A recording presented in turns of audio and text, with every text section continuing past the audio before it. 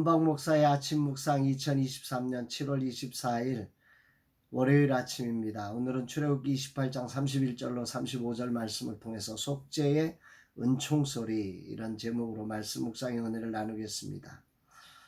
삶을 살아가면서 자신의 삶에 대한 죄책감을 지고 산다는 건 참 무거운 일입니다. 또 반면에 자신의 죄를 습관화시키며 합리화시키며 살아가는 것은 무모한 일입니다.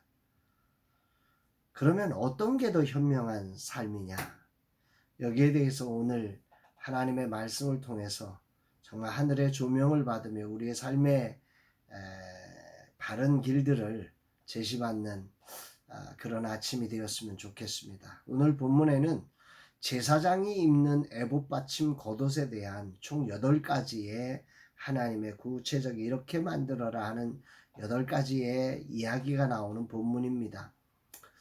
그 에봇이 조끼처럼 최종적으로 이렇게 덮어내는 옷이라고 하면 그 에봇을 받쳐주는 긴 무릎까지 오는 이 에봇 받침 겉옷은 모두 청색으로 만들라고 했습니다.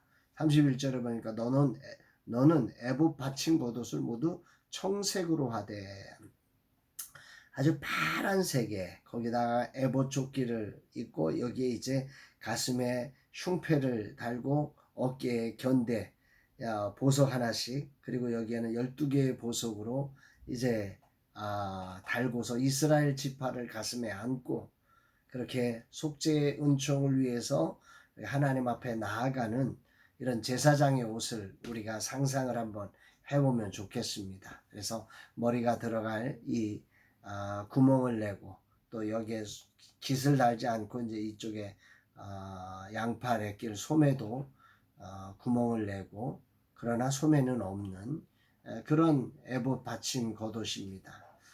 그런데 이 에봇 받침 겉옷의 가장 중요한 부분은 겉옷 가장자리에 성류의 형태를 3가지 실로서 수를 놓아서 성류의 그 수를 놓은 것들과 그것과 함께 금방울을, 그러니까 금방울 하나 성류, 금방울 하나 성류 이렇게 해서 삥 둘러서 에봇의 이 가장자리 밑에 그렇게 달게 만들어 놓은 것입니다. 33절에 보니까 그 옷 가장자리로 돌아가며 청색, 자색, 홍색 실로 성류를 수놓고 금방울을 간격을 두어 달되 그 옷 가장자리로 돌아가며 한 금방울 한 성류, 한 금방울 한 성류가 있게 하라.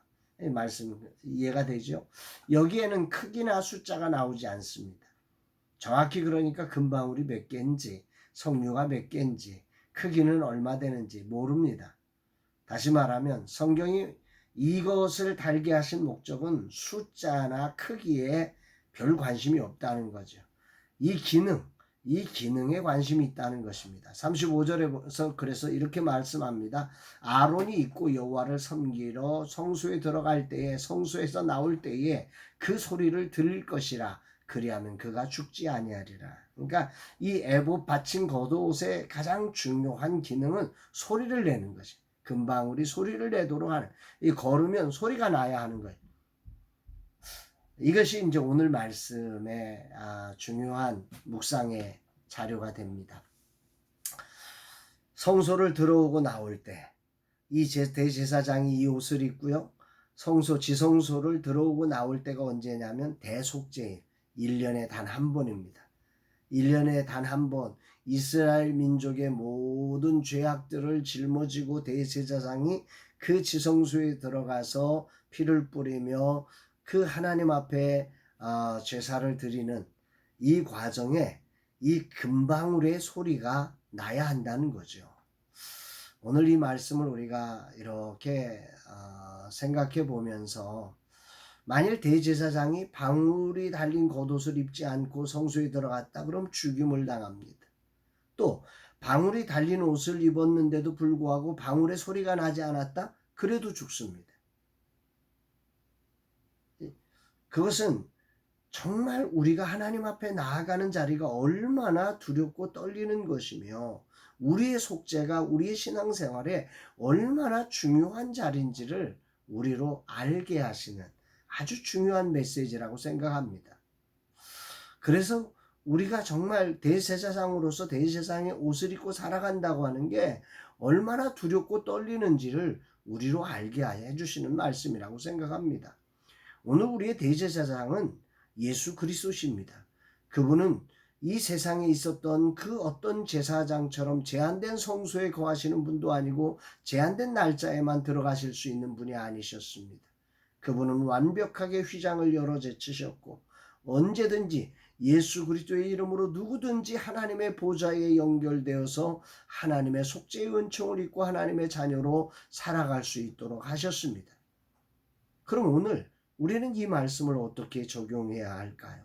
우리의 대제사장이신 주님은 오늘 우리가 어디에 있든지 항상 우리와 함께 하시며 우리의 중보자가 되고 계시는데 오늘 그 방울을 달게 하신 그 정신, 제사 제도, 제복은 다 사라졌지만 오늘 그 하나님 앞에 나아가는 자세, 하나님 앞에 속죄의 그 은총을 입는 그 방향성은 우리가 동일하다고 생각된다고 하면 오늘 이 말씀은 우리에게 뭘 말씀하실까요?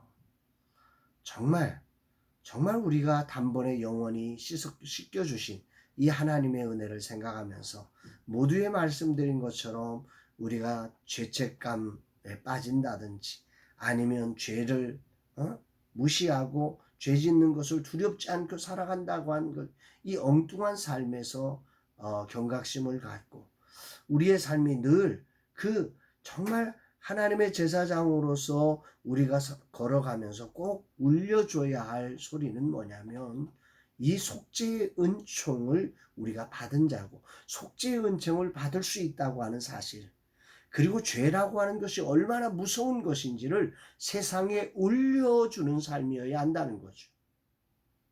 그런데 우리가 죄책감에 빠져서 허우적대고 있다든지 우리가 죄를 심상히 여기며 죄와 타협해서 죄 속에 살아간다든지 한다면 이 금방울을 울릴 수 없는 거죠. 오늘이라는 시간 하나님께서는 이 에봇 겉옷을 겉옷받침 옷을 우리에게 계시하시면서 우리의 삶이 정말 세상의 대제사장으로서 우리를 속죄하시고 우리로 제사장 된 삶을 살게 하시는 주님의 은혜를 힘입어 사는 삶이 무엇인지를 오늘 우리가 기억해가면서 오늘 정말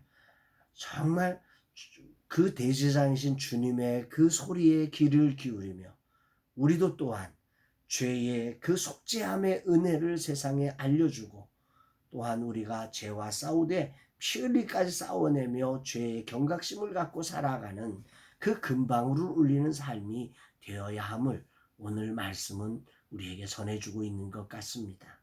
정말 오늘 내가 어떻게 살아야 하는지를 이 말씀을 통해서 다시 한번 다짐하면서 세상의 죄를 하나님 앞에 이렇게 가지고 나아가서 중보하는 자로서 세상에 그 속죄의 은혜가 있음을 알려주는 금방울을 울려주고 또한 그 죄가 얼마나 심각한지 예수 그리스도가 죽을 수밖에 없는 이 죄의 심각성을 기억하면서 죄와 타협되지 않고 죄와 싸워내고 죄에서 건져내주는 이 거룩한 사역을 감당해가는 오늘 하루의 삶이 되기를 소망합니다.